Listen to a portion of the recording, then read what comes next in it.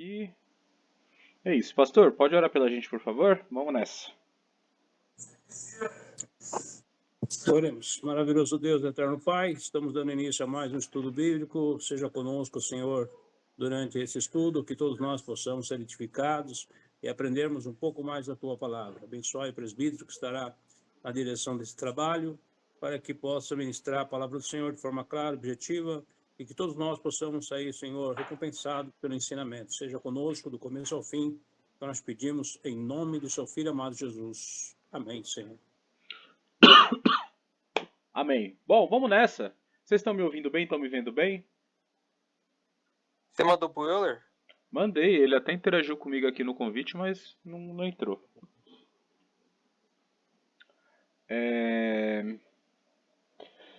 Continuar a nossa pequena saga aqui de 2 aulas falando sobre essa alma cebosa que foi Judas, ou nem tanto, né? Dependendo aí do ponto de vista, a gente consegue encontrar aí algumas razões não tão egoístas, mas em sua maioria razões egoístas para Judas fazer o que fez, certo?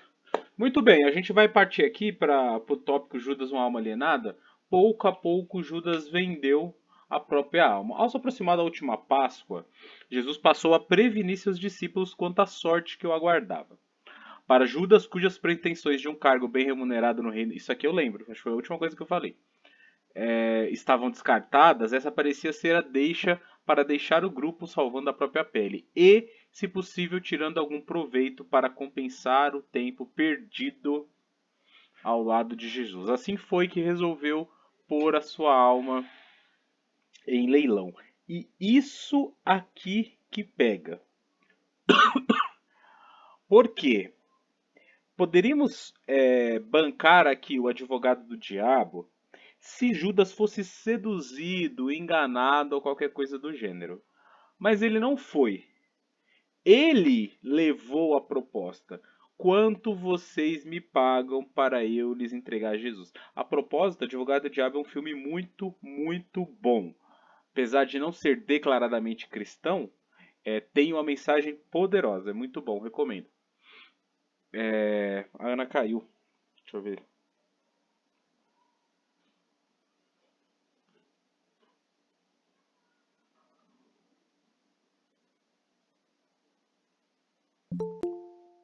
Cecília. Paz do Senhor, irmã Cecília. Amém a todos. Que Deus abençoe. Amém. Então aqui nesse momento, todas as defesas, ou boa parte das defesas a respeito de Judas caem por terra. É ele que vai ao encontro da proposta, vai ao encontro dos fariseus, vai ao encontro dos líderes judeus com essa indagação. Quanto vocês me pagam para eu lhe entregar Jesus? Ele deu lugar ao diabo. Paulo exorta a respeito disso em Efésios 4:27. E o diabo fez dele um instrumento. Durante a ceia, tendo já o diabo posto no coração de Judas que traísse a Jesus. Está escrito lá em João. Percebe? Então, Judas deu vazão, Judas deu abertura. E aí, eu preciso ser um pouco mais amplo nesse pensamento. Vou a janela para bater um vento aqui. No caso de Judas, tá bem específico, né, que ele deu ouvidos ao diabo. Mas de certa forma, nós se portamos tal qual Judas quando a gente dá ouvido à nossa carne, à nossa vontade, aos nossos desejos, aos nossos prazeres, à condição que a sociedade imposta para que você se porte, para a atitude que você tome. Então percebe, talvez não venha o diabo em pessoa te tentar, até porque eu tenho sérios questionamentos a respeito do próprio diabo em si ter condição de vir até você se tentar. Eu já falei com vocês isso em outra aula. Em nenhum lugar da Bíblia nenhum lugar da Bíblia relata que o diabo tem o poder da onipotência ou onipresença. Sabemos que ele é rápido. Sabemos que ele é rápido porque quando ele encontra com Deus lá no livro de Jó, ele responde, né, que ele estava rodeando a Terra, dando voltas na Terra. Então, ok, ele é rápido, mas ele não é onipresente. Ele não pode estar em mais de um lugar ao mesmo tempo. Pode falar. Eita! Fala aí, Rogério. Não, eu ia falar da passagem. E a passagem que Jesus teve lá no deserto?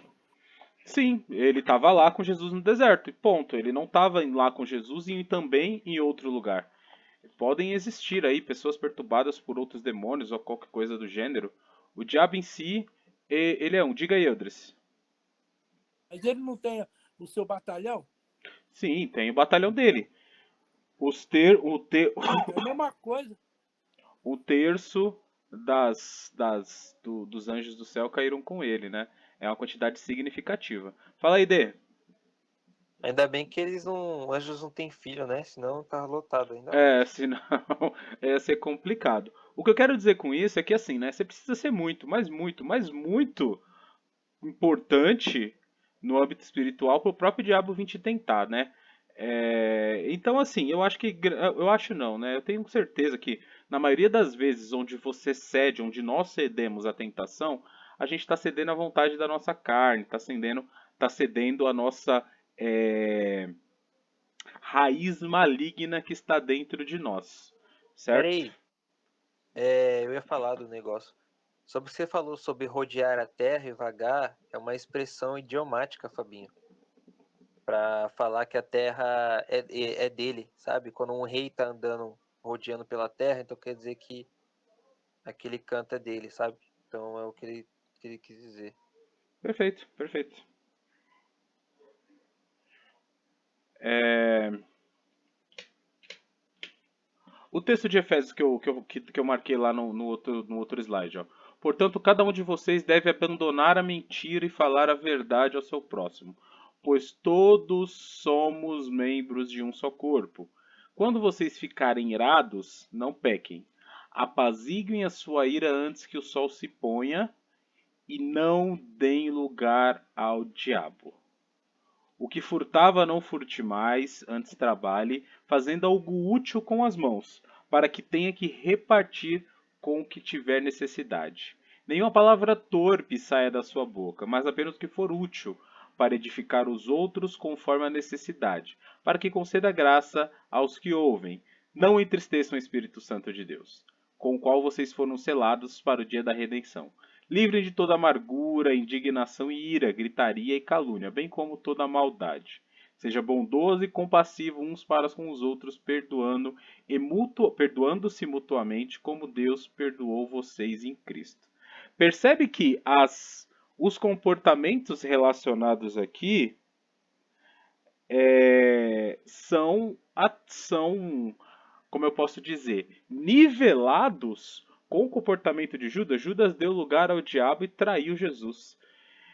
A gente pode dar lugar ao diabo e mentir, a gente pode dar lugar ao diabo e ficar irado, dar lugar ao diabo e furtar, dar lugar ao diabo e falar palavras torpes, que mais? Dar lugar ao diabo e entristecer o Espírito Santo, viver amargurado, viver com ira, viver em gritaria e calúnia e toda a maldade. Então percebe?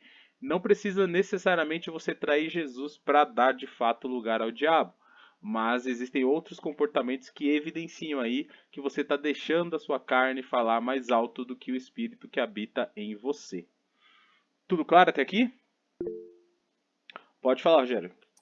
Eu acho que tem gente que parece que o diabo usa aquela pessoa para te tirar da paz. Concordo.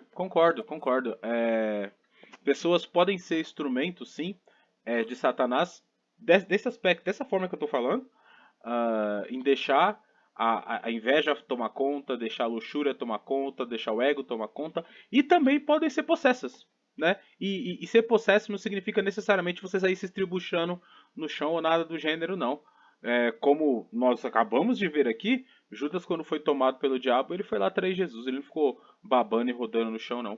Então, de fato, pode ter pessoas aí que dão lugar à maldade que tem no seu coração e também pode acontecer algum espírito maligno tomar conta da pessoa e ela fazer coisas ruins aí. Não a isenta, tá? Da responsabilidade, até porque se chegou a esse ponto, é porque a pessoa, como eu falei, tem dado vazão. Assim como Judas fez durante sua trajetória, vai dando vazão para coisas erradas, para ausência ou distanciamento de Deus, acaba caindo nesse tipo de situação aí. Sua moral e seus valores estavam de tal forma conturbados por causa da insidiosa cobiça que o verbo. E aí, jovem? Sua moral e seus valores estavam de tal forma conturbados por sua insidiosa cobiça que, pelo preço de um escravo, 30 moedas de prata, não se constrangeu em vender a sua alma. E mais, planejou para que sua vergonha e traição ocorresse justamente no local onde estivera tantas vezes usufruindo o ensino e orações do Mestre. Então, como nós vimos aqui, né, foi um ato, infelizmente e de maneira muito triste, premeditado.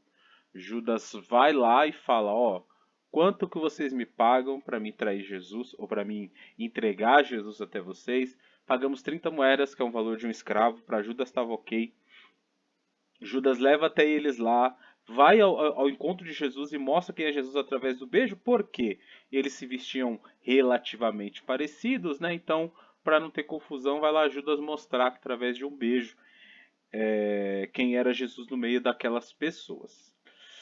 O vírus Iscariotes continua se propagando no meio dos cristãos do nosso dia, especialmente entre aqueles cuja fraqueza é a cobiça. Tal moléstia tem o poder de cauterizar a consciência e endurecer o coração, e enfraquecer a alma pela febre da murmuração. Ela causa inversão de valores e confusão de raciocínio, transformando até mesmo os que condenam a idolatria em adoradores do dinheiro, e adoram até o dinheiro que não possuem. Quem adoece desse mal chega ao ponto de dispensar as riquezas do porvir por benefícios passageiros. Um exemplo de tal verdade é Esaú, né, que trocou sua primogenitura por um prato de lentilha.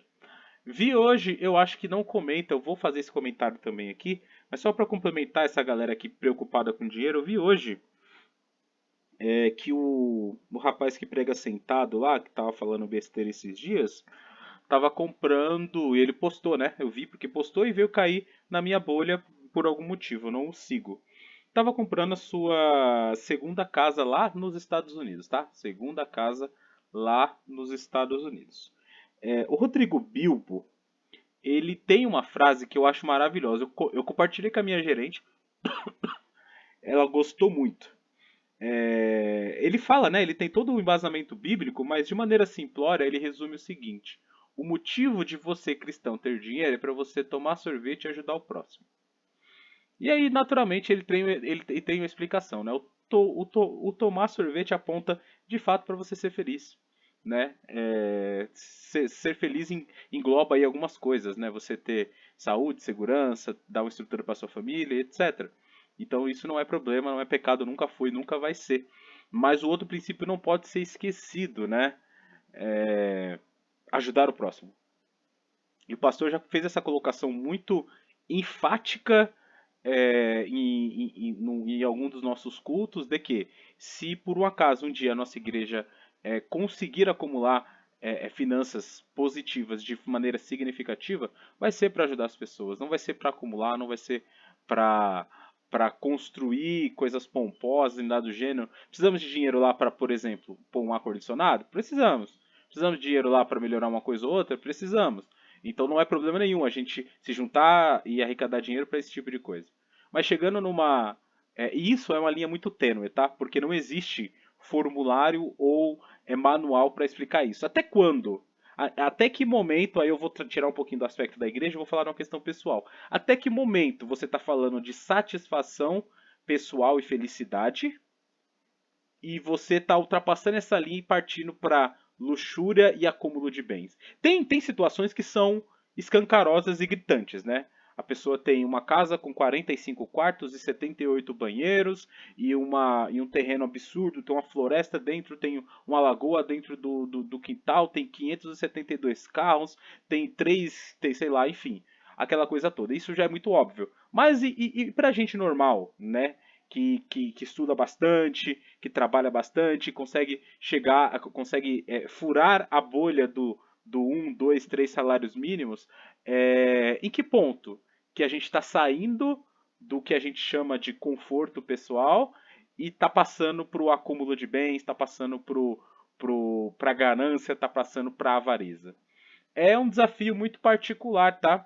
Porque, como nós bem sabemos, e já conversamos algumas vezes, Deus pode chamar pessoas para ser próspero assim, de maneira extrema, certo? E aí a pessoa vai fazer fluir esse princípio de ajudar o próximo aí de várias maneiras. Tem pessoas que vão chegar no patamar ali mediano e vão conseguir uma coisa ali, um patrimônio aqui, e vão poder ajudar um pouco mais, um pouco menos, e coisas assim. Então é uma parada muito particular, mas que não pode sair do nosso coração, certo? Não tem problema nenhum em você dar condições, dar um futuro, dar saúde para quem você ama, para sua família, para seus familiares, mas não esqueça que você é um agente de Cristo na Terra e você precisa abençoar pessoas também. Fechou? Ah, o outro ponto que eu ia comentar aqui sobre esse momento da traição, eu nem sei se no material fala exatamente desse momento, tá? Mas eu quero frisar muito porque é uma parada muito louca. Quem cita isso é Max Lucado, eu não lembro qual o livro dele. E ele destaca uma coisa muito interessante, né? Quando Judas vai ao encontro de Jesus, e eu já usei isso de ministração, quando Judas vai ao encontro de Jesus, Jesus olha para Judas e fala, né, amigo, aqui veio. E isso é surreal, porque nós sabemos que Jesus não mente. Então Jesus, ciente de quem era Judas, do que estava acontecendo e do que estava por vir, ele olha para Judas e enxerga além da ganância, além da ignorância, além das limitações humanas, de fato um amigo, porque Jesus não mente. E isso é uma coisa surreal, né? Porque essa aplicação é funcional para todos nós. Jesus consegue ver além da multidão suja e indefinível dos nossos pecados. Jesus consegue ver além daquilo que mais nos envergonha e que talvez a sociedade nos julgue por isso, talvez a igreja nos julgue por isso, talvez famílias julguem. Jesus consegue ver além disso tudo e, no caso, nos chamar de amigos, nos chamar de filhos, nos chamar de discípulos. Então é uma mensagem interessante para você guardar no seu coração. Além e acima de qualquer coisa, de qualquer dificuldade, de qualquer transgressão da sua parte, Jesus consegue olhar para você e ver quem ele sonhou para você, aquilo que ele sonhou para você, aquilo que ele deseja para você, o seu rascunho original. Não há melhor remédio preventivo do que uma dose diária de oração. Não me des nem a pobreza nem a riqueza, dê-me o pão que me for necessário. Provérbio maravilhoso. Quando a gente falou de dinheiro, acho que a gente citou esse provérbio. Nossa meditação constante deve ser: pois que aproveitará o homem se ganhar o mundo inteiro e perder a sua alma? O que dará um homem em troca da sua alma? Essa parábola é muito boa, né? Então, muito bem. Judas, uma alma iluminada, Judas, uma alma alienada e Judas, uma alma apagada. Tudo certo até aqui, gente? Alguma dúvida, alguma observação? Pastor ali subiu um positivo, o que mais?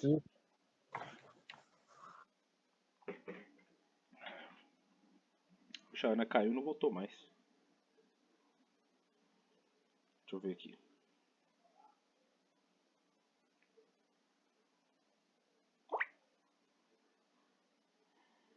O Nilson esqueceu a aula, tá mandando mensagem agora.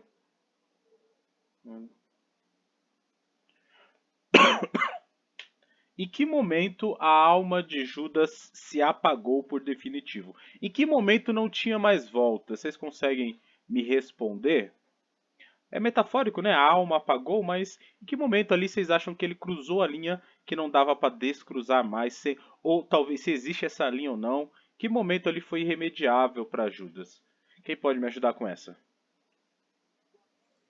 Eu acho que houve arrependimento muito forte, porque ele ouviu a palavra, esteve com Jesus, depois caiu em si, que ele era o pior traidor do mundo. Isso aí já seria posterior e talvez. Tem uma outra palavra que a gente vai usar mais pra frente no lugar de arrependimento. Também vamos usar arrependimento.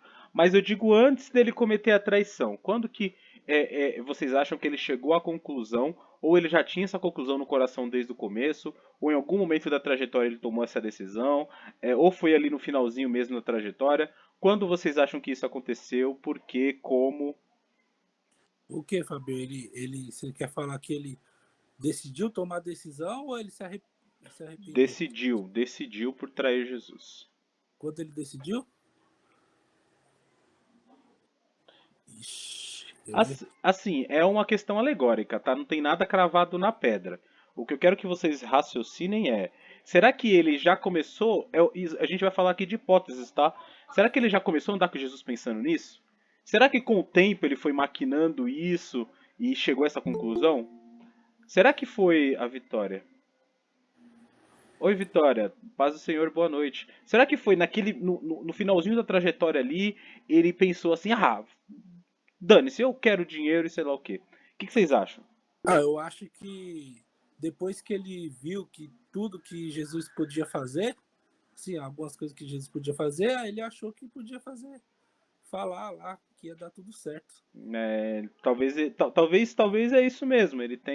Depois ele tenha contemplado todos os milagres e tudo mais, ele falou, não, esse Jesus aí é o cara que vai ir pra guerra contra os judeus, né? Então eu vou dar essa forcinha e ainda vou ganhar um dinheiro. Pode ser isso, tá? Não tem resposta, tá? Isso aqui, talvez, eu não sei, nem sei o que vai vir depois, mas a Bíblia em momento em algum fala isso, tá? Pode falar, pastor.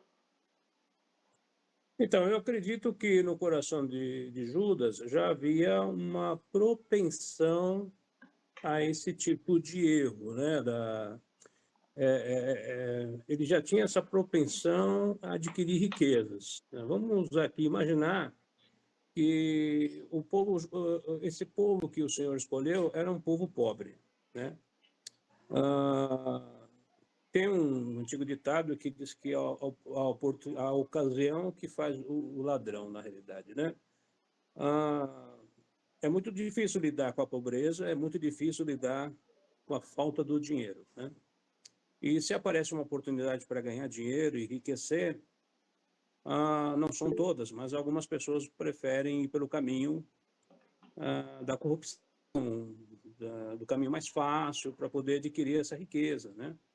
Porque é dureza viver na pobreza, né? Então, apesar de Jesus dizer e afirmar, ensinar a respeito do acúmulo da riqueza, que é um mal para o reino dos céus, para a vida da pessoa, Judas não tinha esse conceito no coração, né? Como muitos, como o irmão mesmo citou agora há pouco, como as nossas igrejas atuais. As nossas igrejas atuais, ela não tem uma propensão em não acumular, né? A propensão da igreja nos últimos dias é acumular riqueza, né?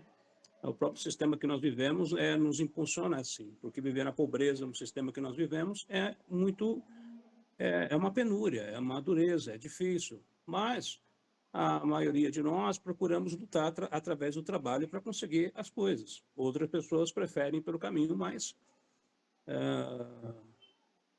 vamos se dizer entre parênteses, mais fácil, não sei se é o mais fácil, que é o caminho do engano, da mentira, para poder adquirir aquela riqueza, né? É o que muitos estão fazendo, usam a palavra de Deus, a Bíblia, o Evangelho para enriquecer, não para pregar o Evangelho em si, mas para ganhar mais dinheiro, né? E aí nós estamos vendo, nas mídias, nos YouTubes da vida, a gente vê quantas pessoas, personalidades, né, muito marcantes, que têm uma boa palavra, uma boa pregação, que sabem influenciar as pessoas com as suas mensagens, conseguem atrair multidões, né? E isso gera muitos pontos, né? E o pastor, sabendo disso, vai chamar essa figura, essa pessoa, para conseguir arrecadar mais dinheiro, acumular mais riquezas. Não em tudo de pregar o evangelho, né? Mas para ganhar mais dinheiro. Então, acredito que Judas tinha esse mesmo modo de pensar, né? Ele encontrou um caminho, uma forma de se enriquecer, estava dando certo até então, né? Jesus era um personagem que demonstrou não ser fácil de ser pego. Várias vezes tentaram pegar Jesus e não conseguiram. Eu acredito que Judas, nessa hora, ele achava que também ninguém ia conseguir pegar Jesus, que Jesus ia, de alguma forma, magicamente desaparecer, né? Com seus poderes e tal, e não seria preso. E ele ganharia um bom dinheiro, ficaria rico. Mas não foi bem assim que aconteceu, né? Para o azar do Judas, aquele era a hora de Jesus ter que ser preso, né? E aí veio o arrependimento. E apesar de tudo, apesar do coração de Judas ser ganancioso, avarento, ele não queria que Jesus fosse morto, né? Ainda mais por causa dele. Aí ele sentiu o peso da consciência. Ele sentiu que, poxa, agora não deu certo, né? Agora o negócio ficou feio para o meu lado, né? E ele achava que jamais seria perdoado por Jesus. É mais ou menos isso que eu penso. Não sei se está certo, mas é Sim, que eu imagino, não, né? exato. Como eu falei, não tem uma pauta exata sobre essa nas escrituras, mas são hipóteses completamente válidas. Apenas para efeito de curiosidade, eu estava pesquisando para ver se o dado era verdadeiro ainda. Eu tinha ouvido há um tempo atrás de que a Igreja Católica é a maior imobiliária do planeta, somando prédios, templos, hospitais, escolas, terras, hectares, hectares, é a maior imobiliária do planeta. Então, assim, não só, óbvio, né, eu estou comentando a Igreja Católica por conta desse fato, mas eu tenho certeza que se as igrejas superassem as diferenças para ajudar as pessoas, a gente teria um impacto muito maior. Fala aí, Verbo. É, sobre a questão de Judas também, é é um ponto a se pensar, né? Porque se tem uma coisa que eu aprendi com a vida é que ninguém faz maldade porque realmente quer. É tipo, a gente sempre é o herói da nossa própria história, né? E eu acho que mesmo ele adquirindo, sei lá, ele tendo traços de ganâncias ou coisas do gênero, às vezes a sensação de injustiça que ele tinha com ele mesmo foi algo muito maior ao ponto de confundir ele com qualquer outra coisa que ele precisava. Então, se houve algum tipo de oportunidade para ele tentar, como posso dizer, mudar algum tipo de situação ou algo do gênero, foi uma. Eu acho que essa oportunidade acabou passando, assim, de alguma forma, sabe? E ele acabou agindo apenas com o que ele achava que tinha que ser feito. Mas Né, só que de uma forma bem, como posso dizer, infantil? burra. Infantil. Infantil. Infantil. Então, eu tava vendo também sobre. Tem vários mitos em volta da figura de Judas, né? Se você for. Tem uma questão que eles falam que meio que desemborca a questão do Drácula, né? Que é a alergia à prata. Que depois disso Judas não conseguiu mais tocar em. Judas e seus descendentes, coisas do gênero assim, não conseguiu mais tocar em prata. Por isso que prata ele se tornou algo amaldiçoado. E por isso que os vampiros eles meio que acumulam.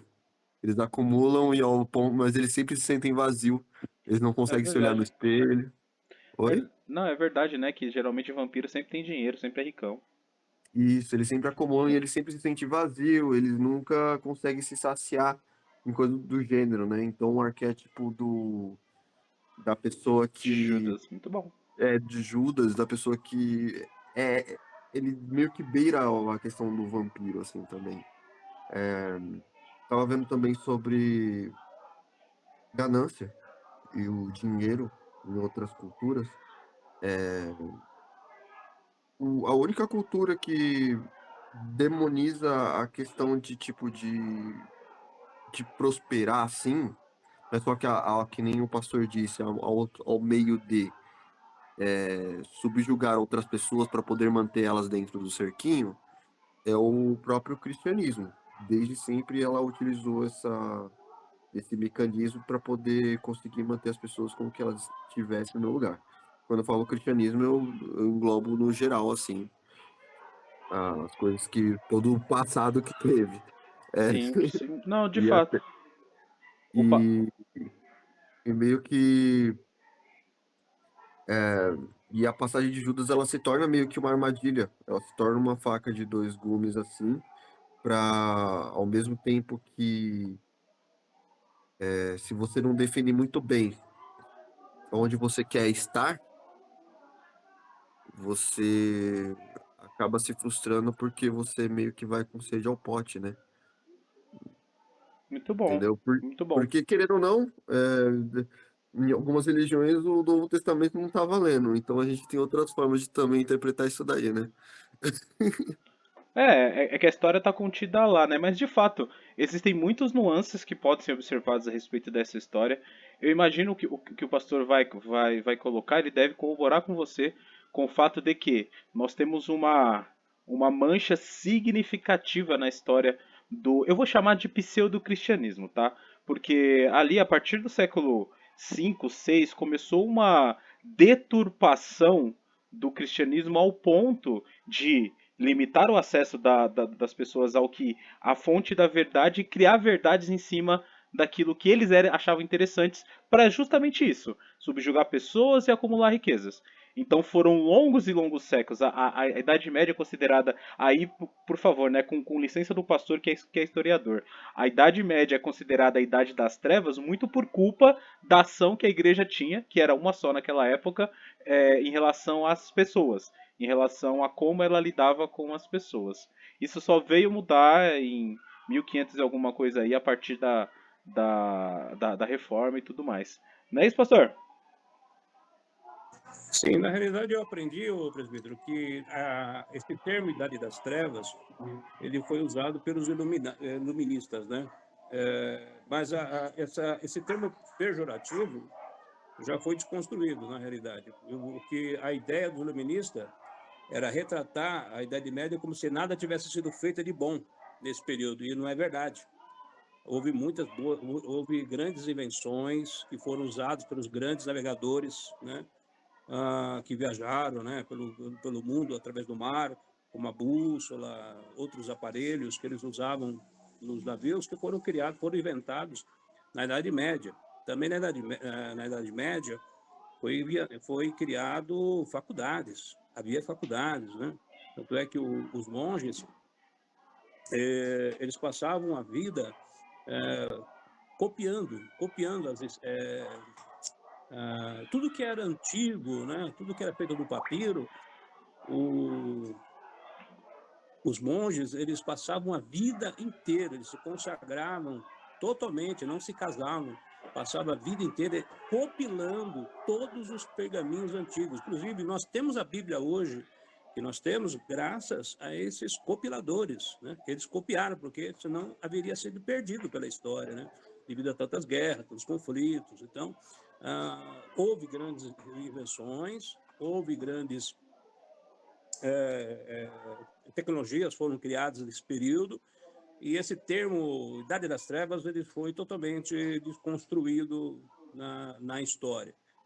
Mas a questão da igreja, sim, verdade. O que o presidente falou é exatamente isso. A igreja passou a acumular riqueza, a acumular terra. Tanto é que você acabou de falar, né? Por que eles têm tanta terra? Porque eles acumularam muita terra, inclusive as cruzadas foram um meio de eles conseguirem mais terras do que eles já tinham, né? Eles já tinham tomado quase todas as terras que havia na Europa.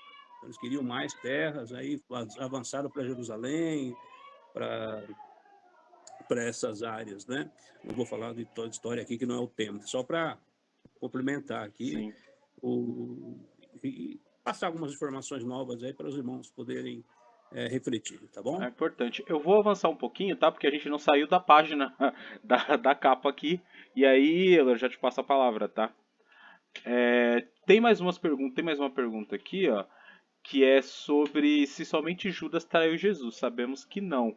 E aí tem uma outra pergunta que é fundamental, né? Qual a diferença entre a traição de Judas e a dos outros? O que vocês acham? Qual a diferença da traição de Judas para a traição dos outros, né? Lembrando que Pedro nega Jesus 3 vezes num curto período de tempo e todos os apóstolos fogem aí é quando Jesus é preso, né? Então, de certa forma, todos traíram Jesus. Qual a grande diferença? A de Judas foi por interesse e a dos outros foi por medo de morrer. Esse é um bom ponto, faz sentido também e faz parte do enredo. Tem essa diferença muito nítida. Mais alguma coisa?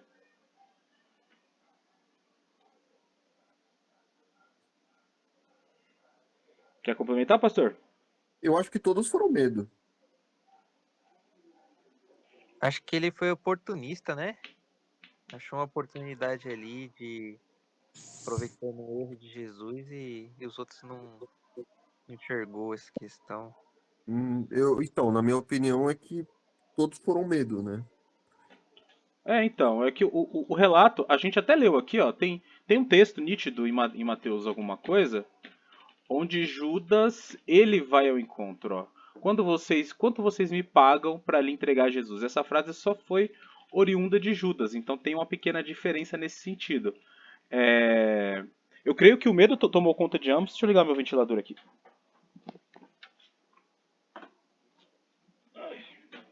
Tá ficando calor aqui. Todos tiveram, de certa forma, medo depois da prisão, né? Mas o que endossou a traição, no caso de Judas, foi diferente do caso dos outros apóstolos. E o mais. Não, tipo um exemplo, vai. Não importa qualquer tipo de ato que você vai fazer, eu acho que o medo ele sempre vai estar, ele sempre vai estar presente. Não importa qual que é a origem dele. Ah, sim, sim, mas aí a gente está falando de uma coisa mais ampla. Eu digo uma questão motivadora. Uma questão motivadora. Não, Ju- que nem o pastor disse, no momento onde você é pobre e você acumula o medo, a parada ele só vai gerar angústia e você fica tentando. Você não tem controle da situação de nada. Eu acho que chega um momento que você fica tentando pedalar, pedalar, pedalar para poder sair de algum tipo de situação e acaba fazendo merda. Tipo, eu entendo, mas não era o caso de Judas, porque Judas já vinha roubando dinheiro, então ele já tinha uma fonte ali de renda ilícita, né, dos apóstolos. Ele já vinha acumulando dinheiro. Ele foi atrás de mais dinheiro, tomando essa atitude aí. Talvez não era o suficiente, talvez as ofertas para Jesus eram poucas, mas ele já vinha ali roubando já há um tempo. Não sei, né, se desde quando começou ou no último ano, alguma coisa assim, mas ele já vinha roubando há um tempo, né? Então, se a questão fosse eu preciso de dinheiro, ele tá roubando lá já, então já tinha alguma coisa. Tem esses pequenos nuances de diferenças, né? E principalmente o pós. O pós. Dentre todas as lições que Judas deveria ter ouvido, a respeito de perdão e misericórdia era mais importante que ele deveria ter ouvido. De certa forma, não apenas Judas, mas todos os discípulos traíram Jesus. Os outros 11 companheiros abandonaram-no ao ver em perigo. Pedro chegou a negá-lo publicamente em 3 ocasiões. Qual a diferença? A diferença está no arrependimento. Esse é o pós, tá? É o que vinha depois. Os 11 demonstraram genuíno arrependimento por meio do retorno à luz e restauração. Mas por parte de Judas, constatou-se apenas remorso. O remorso e a angústia são sentimentos que vêm à tona, empurrados pelo temor das consequências. O arrependimento brota espontaneamente no coração e aspira à restauração. O arrependimento é movido pelo Espírito e não pelo nosso querer. Para que ninguém venha dizer, darei lugar ao pecado enquanto me for conveniente, depois basta me arrepender e ficará tudo bem. Cuidado. Com Deus não se brinca. Então, de fato, o ato de se arrepender no aspecto, né, de se virar para Cristo é uma ação do Espírito Santo. Nós aprendemos isso lá na soteriologia, né, que quem nos chama é Deus. Quem nos dá essa condição de voltar para Ele é Deus. Então não é porque nós vamos ter um brilho ou vamos ter um lapso de moralidade que nós vamos se arrepender de tudo que a gente fez e voltar. Não, é uma ação do Espírito Santo, e aí a partir desse momento que o Espírito Santo te chama, fica a seu critério, desejo e vontade aceitar esse chamado ou não. Bom lembrar que a maior história de arrependimento repetida nos púlpitos da vida é a história do filho pródigo, e essa história não é uma história de alguém que tem uma reflexão moral absurda e se arrepende. Ele tem fome. Ele tem fome, se arrepende e prepara um discurso moralmente correto. A ordem é exatamente essa. Ele não primeiro tem um confronto moral dentro dele e coisas do gênero. Ele lamenta que os empregados do pai dele tinham que comer e ele não tinha. Então a fome motivou ele a preparar um discurso moral para regressar até o pai dele. Prepara o discurso todo bonitinho lá. E quando ele retorna ao pai, você sabe a história, e começa esse discurso, o pai não se importa. Porque a ideia de Cristo não é considerar sua justificativa. Até porque nada que nós fizermos justifica a quantidade de erros e pecados que nós temos. Então, para Cristo não interessa a sua justificativa, não interessa o seu belo discurso, não interessa a sua conclusão moral que te levou a voltar, o motivo que te levou a regressar. Interessa que você regressou, ele te abraça, te restaura, te coloca de volta na família, te coloca na posição onde você nunca deveria ter saído. Tomado pela amargura, Judas tentou livrar-se dos dividendos do seu pecado, atirando as 30 moedas de traição dentro do templo. Ele as jogou no lugar santo, o local onde o sacerdote intercedia pelo pecador. Aquele dinheiro maldito não lhe havia trazido prazer algum e era tão desprezível que nem mesmo seus corruptores, os sacerdotes, o queriam de volta.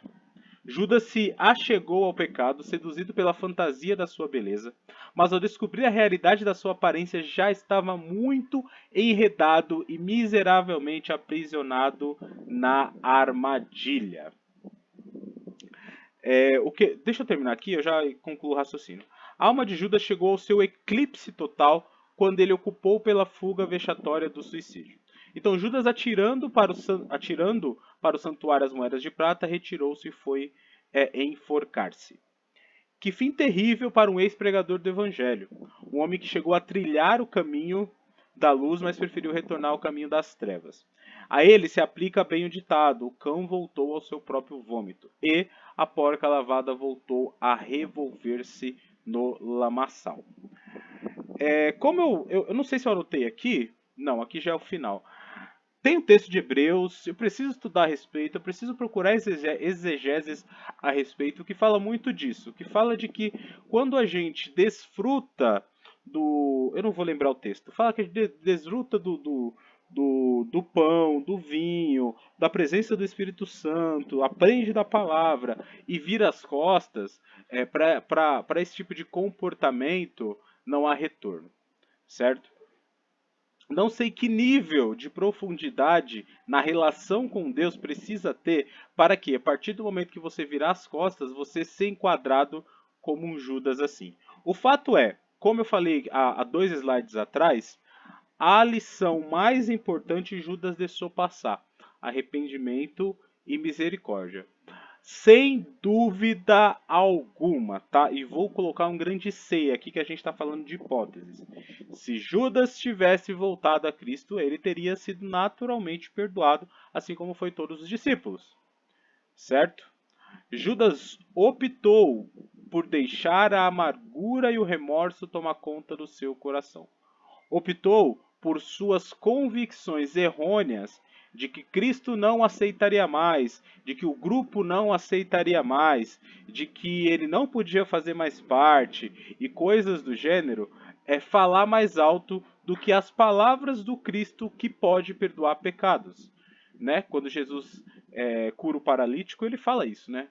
Seus pecados estão perdoados, e por causa de vocês aí que estão pensando por que esse cara perdoa, eu vou curar ele também para mostrar que eu sou Deus e eu posso perdoar pecados. Diga aí, Euler. Tem uma frase que eu escutei essa semana, foi: